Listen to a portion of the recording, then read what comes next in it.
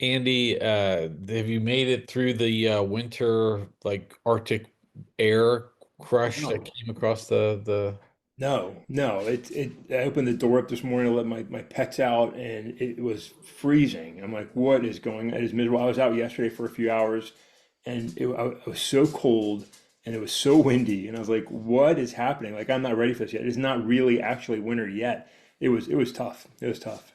We actually had snow flurries on Monday afternoon or Monday evening when I was coming Really? home from work. It was like pretty good. Now nothing stuck on the ground, but it was I was like, wow, nice. In They had snow Charlotte? up in the Yeah. mountains. So. Yeah, that's disgusting. I'm just not. I mean, let's just fast forward to summer. I know I want to enjoy Thanksgiving, Christmas, and get to the new year, but man, I'm just like, let's get to warm weather again already. This is gross. Yeah, yeah, I know. I like it through January 1st. We'll be good through January 1st, and then it needs to warm up after that point. Yeah. Do you have a good Veterans Day, Andy? Happy I did. Veterans Day to I you. did. Yeah. Happy belated Veterans Day to you and other veterans that may be listening. Yeah, I did, Dave. I had a good. I did some work in the morning, so it's so nice when people aren't working because you can just get so much done. Yeah. Like 5 hours is like 10 hours. It's just you're so productive. So I had a really good morning there, and then I went out, Dave. I did a ruck march. We talked about that before on this podcast, and as you certainly remember, as some listeners may remember, I had to stop those because during a part of my cancer treatment, I was not being able to hold my shit the way I would want to. So I had to stop for a little, Literally and figuratively. literally and figuratively. Yeah. So I haven't been out in quite some time. And a smarter man would have said, hey, if we're going to go back out, let's do 5 miles. Let's do 6 miles. Let's ease back into things. But Dave, as you know, I'm not a smart man. So I was like, I've got all day long here. I can just go and enjoy myself. Let's just go do 13 miles. So I started out and enjoyed myself, but Dave, I was wearing these thick, warm socks to try and keep my feet, warm in that cold Arctic weather you're talking about. And man, when I got back to my vehicle 13.2 miles later, my feet were a bloody, gross mess. So I'm walking around today with lubricated and bandaged toes, but it was great. It was a really beautiful walk. It was awesome to be out there for a few hours and just clear your head and take in nature and admire the beauty. And so I really did enjoy it. How about you? How was your Veterans Day? Yeah, same thing. It's like got a lot of work in, just where nobody like I had set up. I was like, I had a list a mile long for work, and I was like, I was like, oh, it's going to take a whole day, but at least I'll have peace and quiet. And then you get into it, and you're like, well, I knocked all my stuff out in a couple hours, and then I was Yeah. able to sit back, and my wife and I watched a movie. Any interesting movie we saw on Netflix called House of Dynamite. It is a political thriller about an unknown country launching a nuclear, what they believe is a nuclear warhead, and to the United States. Oh, And they show it from three different views, the same scenario from three different views, and then they end it. It was quite like I was like, wow, this is really ratchet. And it made me think about like if the current administration was in a similar type of scenario, what would they have done? I have a feeling it would have been a fucking shit show. But that sounds um, interesting. Yeah, yeah. I mean, yeah. Speaking of that, I'm glad you got to find a good movie on Netflix. And Dave, there's a big movie weekend coming up this weekend, and I've got to say, I'm getting pretty excited about Running Man. I tell you, Running Man is something my family is going to be leaving to go to another friend's birthday party this weekend up in Raleigh, so they'll stay the night up there. I might have to go see Running Man in the Yeah, theaters for yeah. sure. I might have to get that in too. I mean, that and Predator Badlands both coming out this weekend. I think I'm excited for both of them. But Running Man, the more I see about where this movie is going, more true to form. Rolling Stone did a great review of it just I think yesterday. Really much truer to the original story, which I don't know if people know, like that was written by Stephen King under a Yeah. pseudonym, right? A lot of people don't maybe recognize that, but it's a it's a darker story than what Arnold gave us in his, Arnold rendition, which is always a little bit more fun and quips and, it's a Schwarzenegger movie. This is a little bit more true to form of the darkness of the movie, and it sounds like very timely with current events, and it sounds like your boy Glenn Powell actually does a really great job. So might be He yeah. He's a fascinating. I had an interview with him a little while ago, and I was like, "Wow, this guy's not just a good-looking dude. Like, I mean, like he's known because he's like, oh, he's handsome, the guy, but he actually does a lot of. He's Yeah. not just the actor; he's a producer on a lot of things. He's always thinking through things. So he's an interesting case as well. And he does a lot of different types of movies, not just into these like romantic comedies or something. He's doing action. He's doing like he did Top Gun and stuff like that. So a lot of good things out there for sure. But So let's not take away from the fact that he is good looking. I mean, just well, that did that too. So well, yeah. Well, we'll see. We'll see. Maybe that'll be. Maybe we'll see if we get in this weekend and see the movie. But Dave, good topics, good start. But where are we going today? What's going on? What's on the agenda? well, let's get politics out of the way, Andy. We Let's talk are about Glenn Powell some more. You want to talk about uh, Glenn? we'll talk about movies a little bit later in some roundabout way, but let's talk about politics. Let's get it through. It was Veterans Day yesterday. The president did his laying of the wreath at Arlington National Cemetery. Pretty traditional thing. Also, then pretty traditional that he then goes and bashes the former administration about how he didn't take care of soldiers. Andy, what do you think it is with like? Do you think it's envy? Do you think it's jealousy? Do you think like? Why do you think he keeps like talking about Obama and Biden all the time? Like, I mean, yeah, usually, you know. You like your record to just speak for itself. You don't need to compare yourself to other people, but he seems like he's got to do this all the time. He does, and it's his unbelievable insecurity. You know, a confident person, like you said, sort of just does what they need to do and lets that be the story in and of itself. And if you look at past presidents, they try to typically be pretty respectful to their predecessors, even if you know Yeah. there was like real bad blood. But they try and extend some respect to the office and usually gain an appreciation for the challenges that person went through. But Donald Trump, like him, he said it very openly. He hates his perceived enemies, and when you're incapable of actually making yourself something positive, you have to constantly tell people how great you are, which most people don't do. I mean, Donald Trump constantly tells us all that he's accomplished, all that he's done, how great he is, how he's so good at so many things. And to further put some, light on himself, he tries to diminish everybody around him, and he is obsessed with Biden and Obama. I mean, the peace prize he so desperately, pathetically, miserably lusts for, it's because Obama got it. And if Obama got it, then I've got to have it. I'm better than Obama.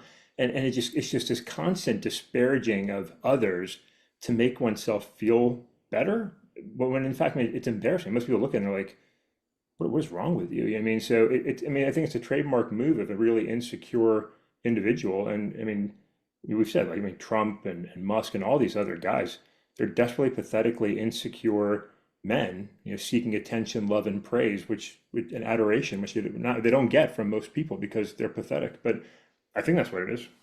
Yeah, I mean it's pathetic. I mean it really is pathetic. Like I don't think we need to hear, and like just the jabs, like again the hall of presidents he's put up or the wall of presidents he's put up, and then he has Biden with an auto pen. It's kind of like how fucking childish and do we have to really be here? And yeah, but it's like the memification of like he's memified everything about the presidency to his AI posts about shitting on, the All Kings protesters to his, sitting on the throne type of things. And JD Vance being more of a podcaster than he is as a vice president. Not that the vice president typically had a lot of roles and responsibilities, so maybe podcaster is a step up.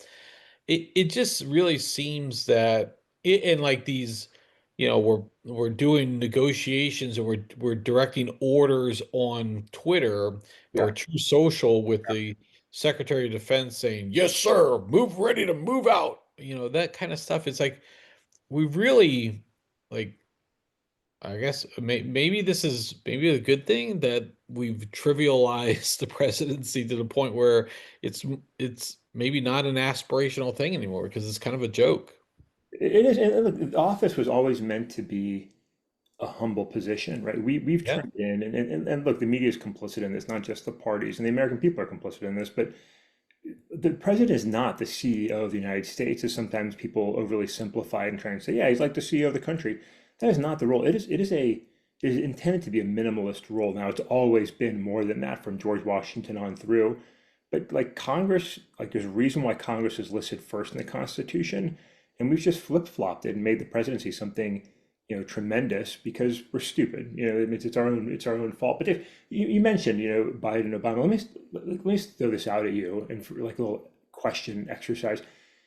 If the Trump administration, his fanboys, were successful in getting a third term authorized, I always go to, okay, if that was allowed, if they lifted the requirement, the restriction, and you could run for a third term, and it ended up being Trump, Obama, like America would overwhelmingly vote for Barack Obama to come back Oh into my God, yeah. office. You know Yeah. what I mean? So like I think the whole idea of like could Trump run for a third term? Like I think the Democratic Party would turn to Barack Obama and be like, "Hey, look, man, you're still young enough. Like, do it one more time. Save America." And I think he would be like, "Yeah, what the fuck? I'll do it." And I think he would trounce Donald Trump in a one versus one matchup, and it would actually be like hilarious. I mean, like we both said, like I didn't think Obama was a great president. I think he's a likable guy. I didn't think he was a great president, but he would stomp Donald Trump to pieces in a one-on-one election, and I think that'd be hilarious for Trump fans to create the opportunity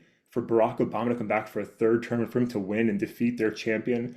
Like that almost makes me want it to happen. Like I just think it'd be so fucking hilarious. Yeah, well, I mean, that's a interesting thought because everyone thinks about Trump being for the third term. Nobody thinks like if he's going to break the rules or expand the interpretation so that he can run again, that means anybody could run again. I mean, George W. Bush could go back into the primaries and Fuck that guy. well, I mean, but yeah, I think Obama, it would be interesting. What would be fascinating to see that play out a little bit more is would he move to disqualify Obama for some made up, fictitious, falsehood or something? And what would be the political battle there? But you're absolutely right. I mean, I didn't love Obama either. I thought there was just too much, fluff and lack of substance.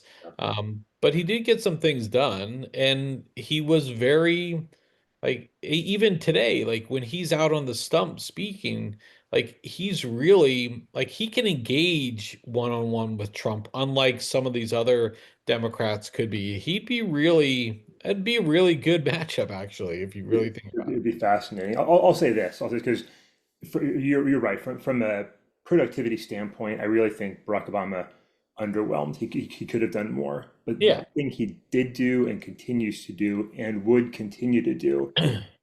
he genuinely inspires. Yeah. He genuinely inspires. Like whereas Trump just shits on and destroys and hates. And we talked like just we started out, like he's constantly putting people down and building himself up.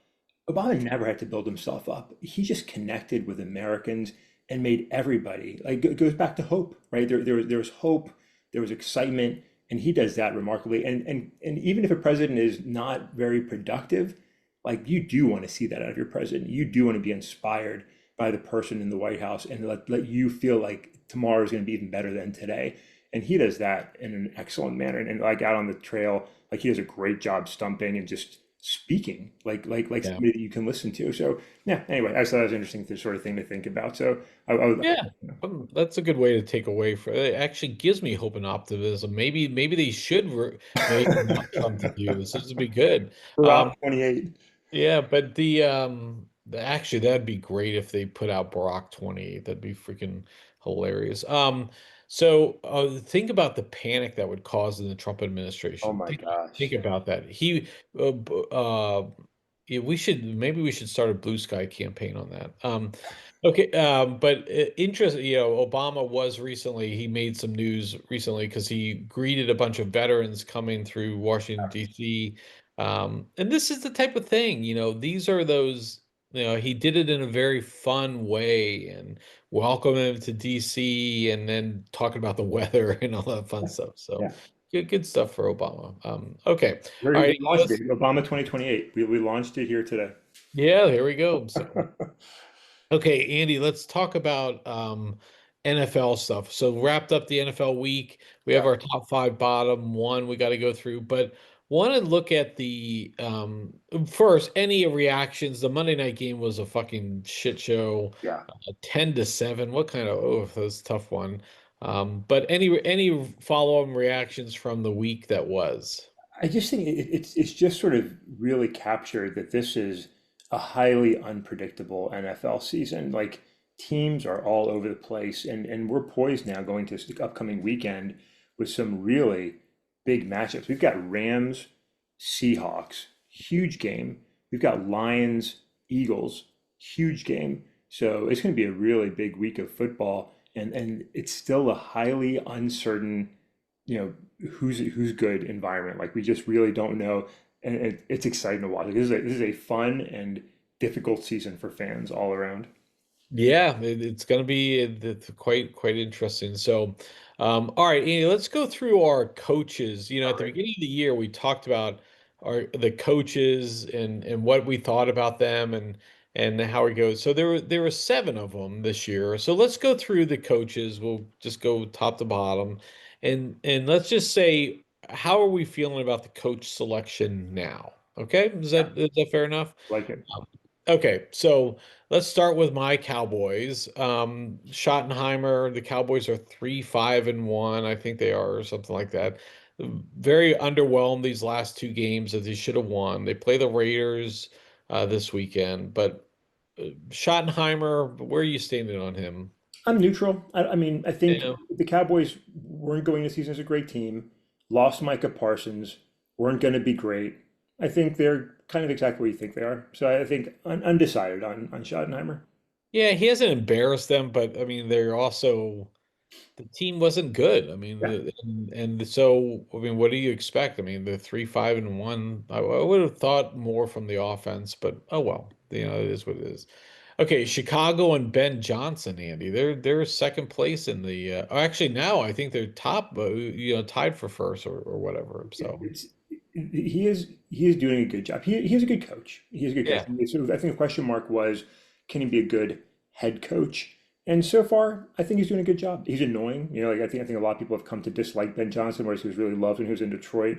But they're doing well in Chicago. I think they're doing a little bit better maybe than some expected. And he seems to be getting some production out of Caleb Williams now. They could easily have a much worse record. It's sort of how you attack Caleb Williams is really key, and some teams just don't seem to make him throw the ball. So I don't know if it's going to continue as successfully as it has, but I think he's doing a good job. I think it was a good pickup and is earning his stay. Yeah, their record's a little deceiving because the last 2 weeks they were really Yeah, beaten in the fourth quarter, and then they've come back miraculously in both of those games. So, I think while they're six and I think he's doing a fine job. He's made something out of Caleb Williams, so maybe we'll see. I give him a second year will be more telling, I think. I agree.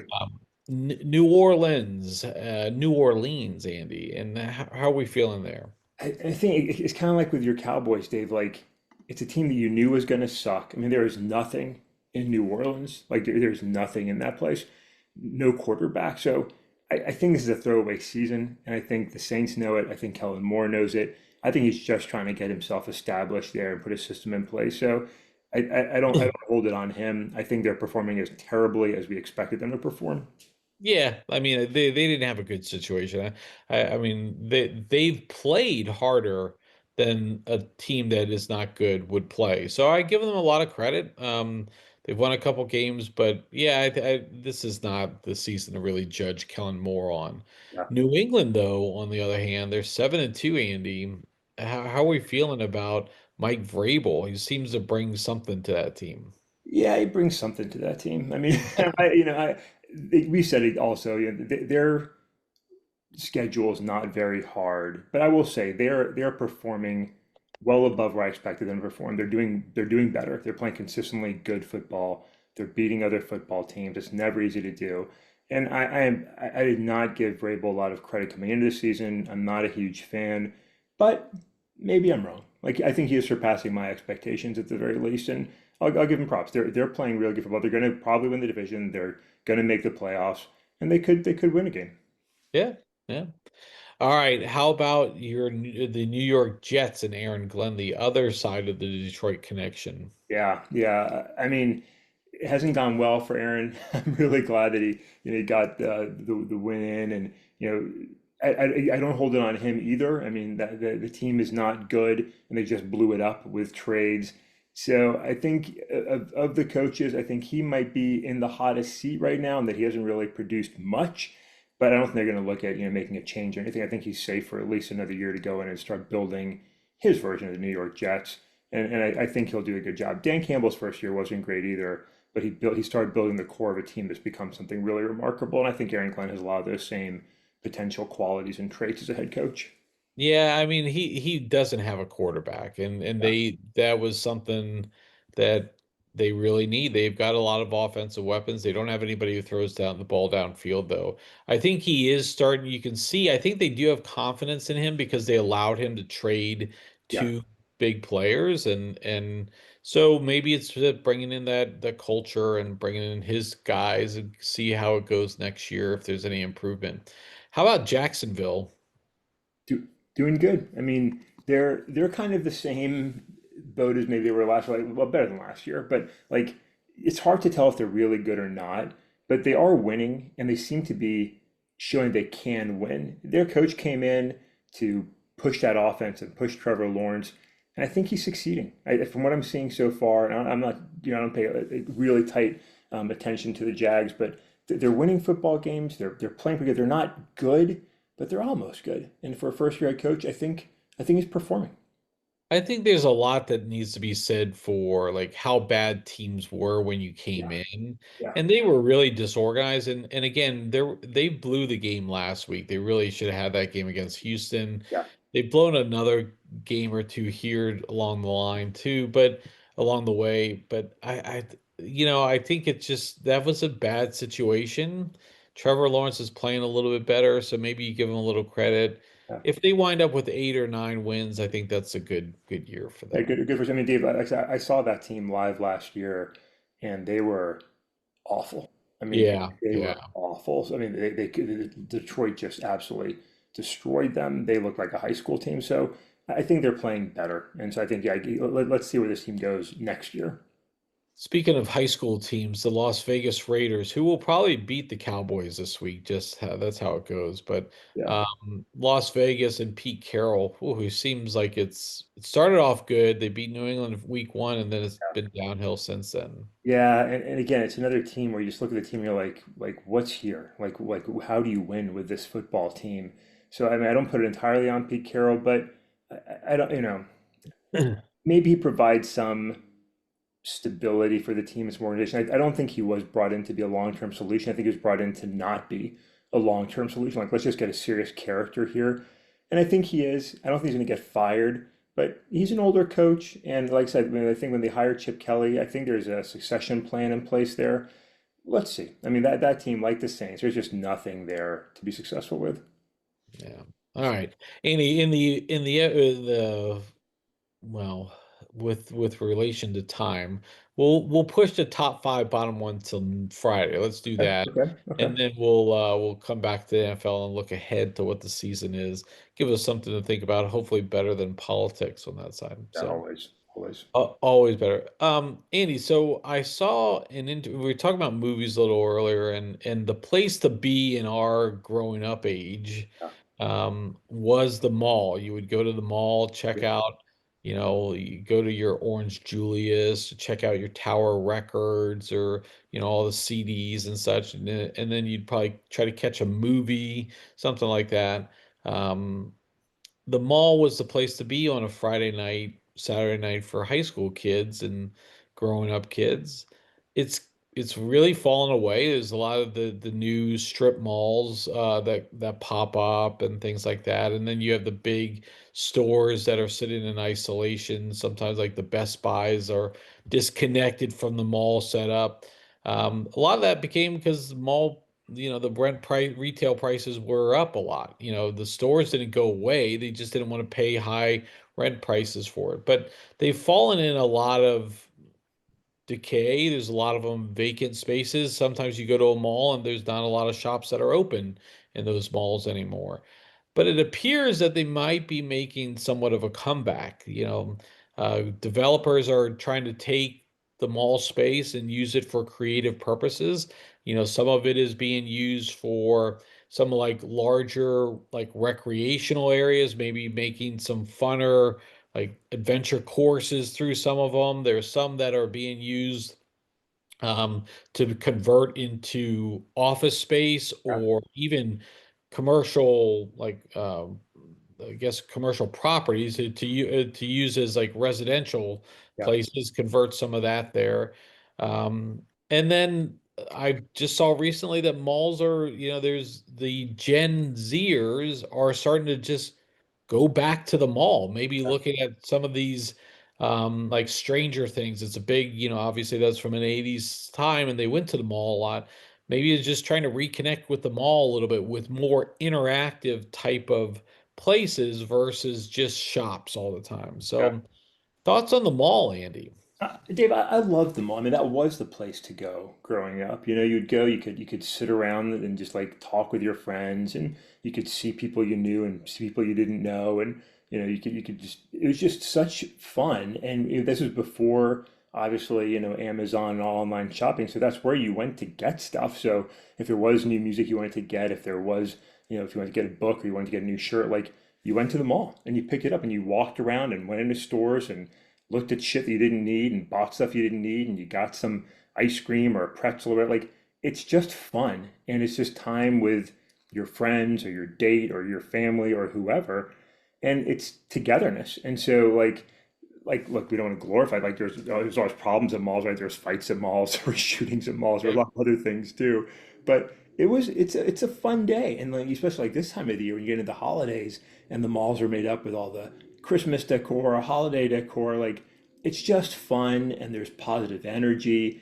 And I worked in the malls a lot and like it was grueling and as a worker around the holidays you're always tired and you're working late hours and it's like oh but it's even that's fun. Even that's fun. And so, from the food court to the stores, just going up and down the escalator from one place to another, I Yeah. think the mall's great. And I do think there's something to like kids going back and connecting in person and just having a chance to be together. I think it's awesome. Yeah, I think it's, back in the day we didn't have the cell phones and Snapchat and all this other stuff to find out where people were. You would just, hey, call your buddy up. Andy, I'm heading to the mall. See you there. Let's meet outside here. But you had the food court, you had all those great places to go, and you would just, walk around, see buddies, see your pals, and connect. Or it could be a good date night because you had the Bennigan's or the Ruby Tuesdays that was connected there. You take your girl um to there and watch a movie afterwards. So it was always a fun time. It's just such I'm glad that they're looking creatively to find ways to use that space, even if it's not just for malls. I mean, it is there is I mean, even if it's not just for like the retail side of it, it's just a lot of space. I mean, you can convert those into like I've seen people put in like paintball Yeah. type things like that, and maybe like a little go-karts running through. And I think those are just, the spaces there. There's opportunities and so fascinating to watch some of this stuff play back in and see the younger generation again looking to make meaningful connections potentially. Yeah, So, mixed use properties I think are great. You look whether it's a traditional indoor shopping mall or it's what you see now a lot, these sort of outdoor, retail, shopping center, living areas. Like I think it's great, and it's great to go out and see people enjoying themselves. And I think you sort of started this in the beginning, like to go to the mall for a few hours, just like have fun and walk around. You get a little exercise in, right? You're moving around, you're connecting with other humans, you're seeing other people in real life, as opposed to just the social media nonsense, the fictional nonsense. You're actually seeing humans and what humans actually look like and do in the wild. Like that's healthy. And then to wrap it all up and go see a movie, like that's just like that's a good, fun time. And like it's so like wonderfully quintessentially American. Like I just love it. Like they did, you get with your friends, get with your girl, whatever, and you go and you walk around and you talk and you shop and you have fun and you go see a movie. Like that's awesome, and I think it is an experience that kids who are stuck on their phone a lot, looking at made up images, doctored images, like just the unreality of it all. Like, go see people in the human zoo and just admire the reality around you and have fun. Have fun. Yeah. Yeah, I think that personal interaction, that knowing how to engage with somebody, I think we need more of that Yeah. in a lot of respects. So, anyways, I thought that was fun. I thought that was interesting to see that yesterday. Yeah, there's a with Netflix is actually building in a mall store that is an interactive thing. We're using their shows as like scenarios and set parts of their experience, but Yeah. I think those are good type of engagements and activities that I think about.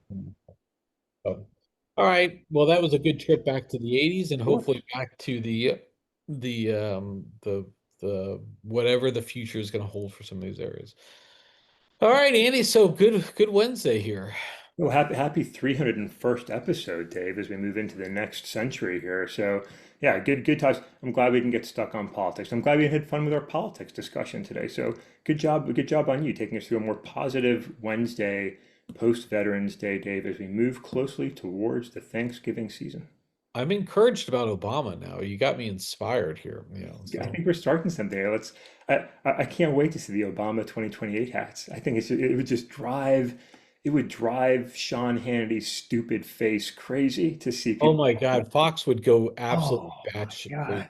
So Oh yeah. So fucking let's do it, man. we may have started something here because I have not heard anything about that at Uh, all. So like let's get it out on Blue Sky, Andy, and then all and right, start promoting from there. all right, So let's do it. Let's do it. all right, Andy. With that, I will catch up with you next time.